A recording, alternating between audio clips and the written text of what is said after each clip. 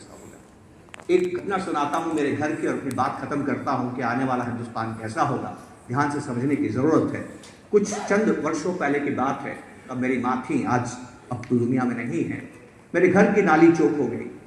अब नाली चौक हो जाती है तो आप घर में कुछ काम नहीं कर सकते हैं, बाथरूम को इस्तेमाल नहीं कर सकते हैं, किचन को इस्तेमाल नहीं कर सकते हैं। मेरी पत्नी बहुत चिंतित हुई। उसने घर में हमें जो सफाई में मदद करता है उसको फ़ोन किया। उसका भाग्य अच्छा था कि वो 10 मिनट में आगे आसपास रहा होगा। फटाफट वो साइकिल से पहुंचा और कहा कि मैडम क्या है, क्या तकलीफ है कि ये नाली ब्लॉक हो गई है, अभी साफ कर देता हूँ। और 15 मिनट में उसने नाली को साफ कर दिया। और साफ करने के बाद बोलता है, हाथ वाथ धोने के बाद, मैडम 500 रुपये। मेरी वाइफ गवर्नमेंट टीचर हैं, कहती हैं कि मैं इतनी मेहनत करती हूँ, 8 घंटे बच्चों को पढ़ाती हूँ, इलेक्शन का काम करती हूँ, यूपीएससी एसएससी के भी काम करती हूँ, डेटा का भी काम करता हूँ, समाज कल्याण का काम करती हूँ, तब सरकार जो तनख्वाह देती है उसमें भी 15 मिनट के 500 नहीं मिलते हैं। और तुम्हें 15 मिनट में इस काम के 500 रुपये चाहिए, तुम 200 रुपये ले लो, वो वाजिब है। वो कहता नहीं, लगेंगे तो 500 रुपये ही लगेंगे। उनकी बहस सुन के मेरी माँ बाहर आती है। मेरी माँ पूछती है, बहू क्या हुआ? तो मेरी पत्नी कहती है कि माँ ये आयत है और उन्होंने नाली साफ की और 500 रुपये मांग रहे हैं। माँ नाली को देखती है, फिर उसकी शक्ल देखती है और मेरी पत्नी से कहती है, वैसे तो इस काम का वाजिब कीमत 20 रुपया है, पर तूने 200 बोला है तो 50 दे दे। तो 50 दे दे। अब मैं इस बहस में मत जाइए कौन सही है कौन गलत है, वो बहस बेमानी है, ठीक है। अब वो बहस कर रहे हैं, इतने में मेरा बेटा कॉलेज से आ गया। बेटा तुरंत समझ गया क्या हो रहा है। बेटा मेरी माँ अपनी माँ का हाथ पकड़ के घर के अंदर लेके जाता और कहता, माँ एक बात बताओ, ये 10 मिनट में आ गया, नहीं आता तो क्या तुम दिन भर कुछ काम कर सकती थी? तुम्हें कितना तनाव होता था? क्या तुम्हारे पास दूसरा विकल्प है? क्या तुम ये खुद काम कर सकती थी? मेरी पत्नी ने कहा, नहीं मैं कुछ भी नहीं कर सकती थी, और वो नहीं आता तो बहुत दिक्कत हो जाती। तो वो कहता है, माँ आपको कितनी शांति उसने दी है, उसको आप 500 रुपये भी दीजिए और 50 की टिप भी दीजिए।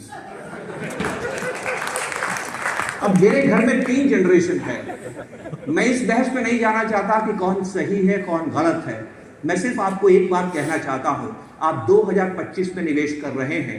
2030 का हिंदुस्तान, 2035 का हिंदुस्तान, 2040 का हिंदुस्तान मेरे बच्चे के कंधे पे निर्भर करता है कि माँ के कंधे पे। ये समझने की बात है। मेरी माँ तो दुनिया में।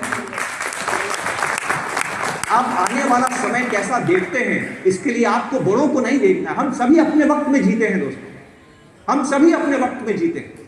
हमें बच्चों से सीखना है। और मैंने एक बात गौर से दुनिया में देखी है, हर नया मोबाइल पिछले से अच्छा होता है। तो हमारे बच्चे हमसे ज़्यादा होशियार हैं, इस बात से सावधान रहिए। आपको नॉर्मली लगता है कि नहीं हम ज़्यादा समझते हैं बच्चों से, ऐसा नहीं है। उनके पास हमारी समझ तो है ही, और उनके पास बहुत ज्ञान भी है। तो हिंदुस्तान की जीडीपी ग्रोथ रेट क्यों होगी, मैंने अपने बच्चे से सीखी है। वो खर्च करता है, दिल खोल के खर्च करता है। मैं कहता हूँ, बेटा ऐसा खर्च मत किया कर, ये बुरी बात है। एक दिन बुलाया, 15 मिनट का भाषण बुलाया, देख मेरी जिंदगी से सीख, मैं क्या करता हूँ, पैसा बचाता हूँ और निवेश करता हूँ, पैसे से पैसा बनाने की कोशिश करता हूँ। वो मुझे कहता है, पिताजी मेरा 15 मिनट का भाषण सुनने के बाद में ईमानदारी से एक बात का जवाब दीजिएगा। मैंने कहा, हाँ बेटा बोल, ये जो आपने पोर्टफोलियो बनाया है और जैसी आपकी जीने की आदतें हैं, ये आप खर्च कर पाएंगे क्या? ये भी मुझे ही करना है। उसने गलत बोला या सही बोला? ये हर घर की कहानी है। तो एक तरफ तो सुनामी है कि प्राइमेसी बायस बदल रहा है, एक तरफ खर्चने की आदतें बदल रही है। बताइए आने वाला हिंदुस्तान कैसा होगा? फैसला आपका, चिंतन आपका, मनन आपका। नमस्कार, जय।